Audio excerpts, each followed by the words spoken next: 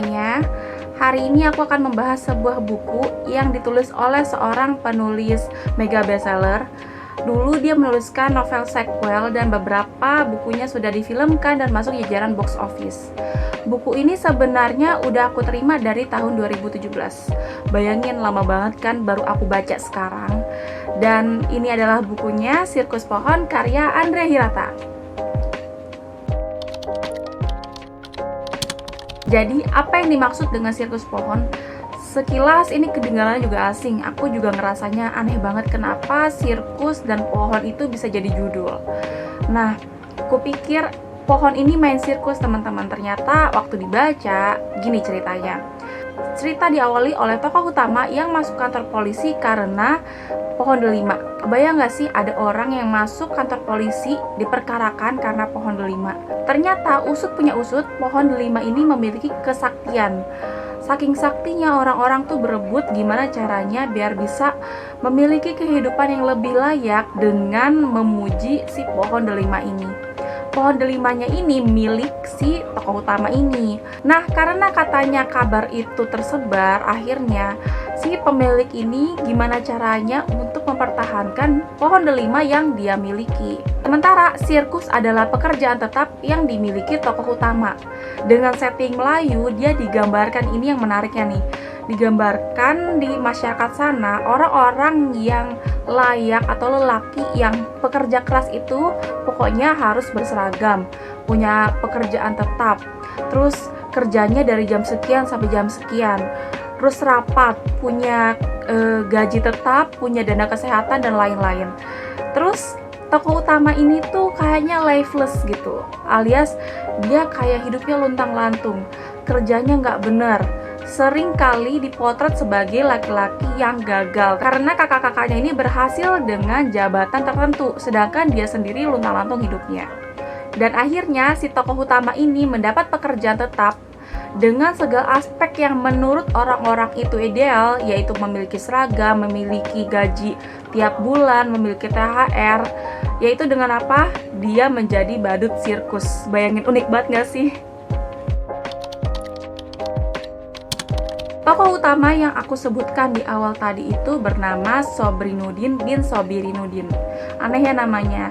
Kupikir dengan nama yang berulang-ulang itu adalah lambangnya orang Sunda, tapi ternyata ini adalah orang Melayu karena menurut mereka Din itu lambangnya orang Muslim gitu, menurut adat setempat. Lalu di side plotnya ada yang namanya Tara dan Tegar.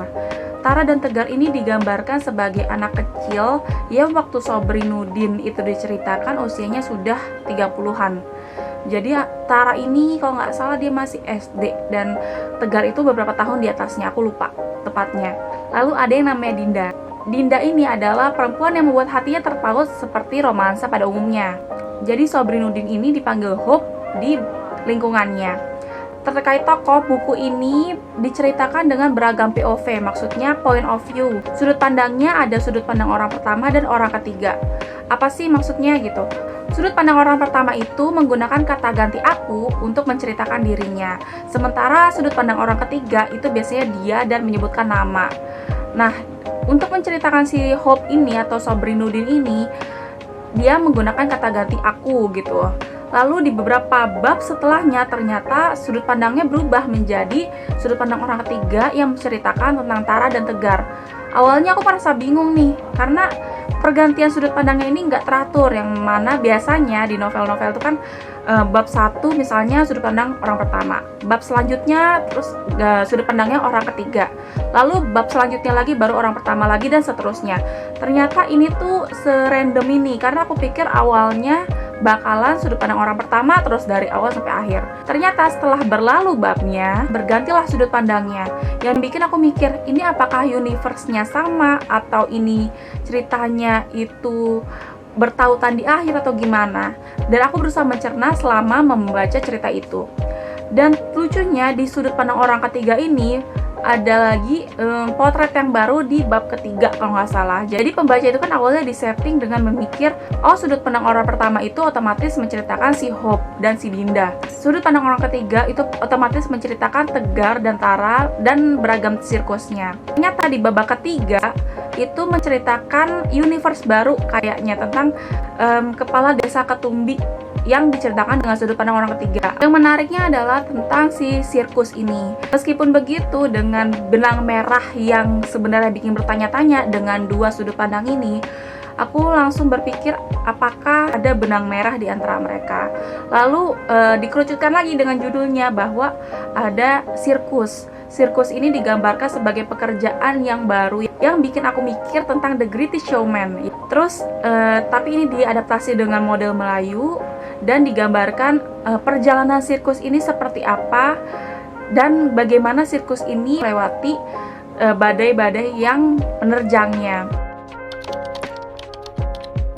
Sebagai pencinta romance, tentu aja scene favorit aku yang menunjukkan romansa di antara para tokoh. Si Sobirin atau si Hope ini diceritakan kan tentang menjadi orang yang gagal. Lalu dia dipertemukan oleh seorang gadis yang mana kalau dia too good to be true, kalau misalnya si Hope ini ingin memperjuangkannya. Karena dengan kualitas si gadis ini yang baik banget dari dirinya, si Hope ini nggak layak buat jadi pasangannya. Karena Hope ini benar-benar diceritakan failure banget sebagai laki-laki. Tapi Hope ini berusaha untuk mencari pekerjaan tetap demi si cewek ini. Setelah melewati apa yang dia inginkan, ternyata dia diuji dengan si cewek ini malah kesirep dengan pohon delima. Bayangin, dia tiba-tiba menjadi diam, pemurung, linglung gitu. Sampai didatangi oleh dukun yang dibilang sakti bahwa si cewek ini mengalami gangguan mental dengan berbagai macam diagnosis yang mistisnya gitu. Kayak misalnya pamali begini, pamali gitu. Sampai akhirnya si cewek ini linglung kayak gini. Aku suka banget karena Hope ini berusaha untuk berada di sisi gadis itu sampai kelihatannya mendingan. Si Hope ini berusaha untuk meyakinkan keluarganya si gadis bahwa dia ingin banget si Dinda ini menjadi pasangannya, bersedia untuk segala hal gitu, segala kemungkinan. Pokoknya Dinda ini harus menikah dengan dia. Yang ujungnya sih ini keren banget karena memperjuangkan hal yang mungkin kedengerannya kayak ya ampun kok kasihan banget gitu. Terus ada Tara dan Tegar. Tara dan Tegar ini adalah anak muda yang waktu itu digambarkan masih belia, bertemu di pengadilan agama. Bayangin, di mana-mana orang tuh ketemu di sebuah tempat yang kira-kiranya romantis. Tapi justru mereka ketemu di pengadilan agama ketika orang tua mereka bercerai gitu. Ketika mereka menghadapi sidang perceraian orang tuanya, mereka justru bertemu dan saling terkoneksi satu sama lain. Sepanjang cerita, mereka diceritakan saling mencari satu sama lain. Sayangnya saat itu mereka nggak tahu nama masing-masing. Cuma melewat kode-kode tertentu, mereka akhirnya mencari, berusaha menemukan, sampai akhirnya dewasa. Yang bikin kita penasaran, ini sebenarnya mereka ngerti nggak sih kalau mereka itu orang yang bertemu waktu mereka masih kecil? Atau gimana sih cara ketemunya? Karena gregetan banget. Oke, gitu aja teman-teman review singkatnya. Dan sekilas trivia, buku ini aku dapatkan ketika aku ada di acara Sarasehan. Dan ketika itu lagi ada bintang tamunya yaitu Andrea Hirata sendiri. Jadi buku ini dibagikan kepada penonton yang hadir di situ. Ternyata waktu aku stalk ke beberapa media sosial termasuk punya si penulisnya, buku ini sudah mengalami perubahan judul yaitu Ayah dan Sirkus Pohon. Aku nggak ngerti apakah ada perubahan di dalamnya juga atau itu adalah judul yang berbeda dengan buku ini atau gimana. Yang jelas, aku mereview buku ini sesuai dengan isinya. Kalau memang ada kesamaan, berarti memang hanya judulnya aja yang berubah. Terima kasih teman-teman yang sudah menonton video ini. Semoga berkesan. Dan boleh banget kita diskusi di kolom komentar tentang buku ini. Barangkali di antara kalian ada yang udah baca dan merekomendasikan buku selanjutnya yang baiknya aku baca apa sih. Untuk kalian yang tertarik buku ini, silakan hubungi ke penerbitnya atau cari di marketplace dengan judul yang ini atau judulnya Anak Ayah dan Sirkus Pohon itu. Jadi selamat membaca, semoga tertarik dengan review ini dan tertarik juga dengan bukunya. Wassalamualaikum warahmatullahi wabarakatuh.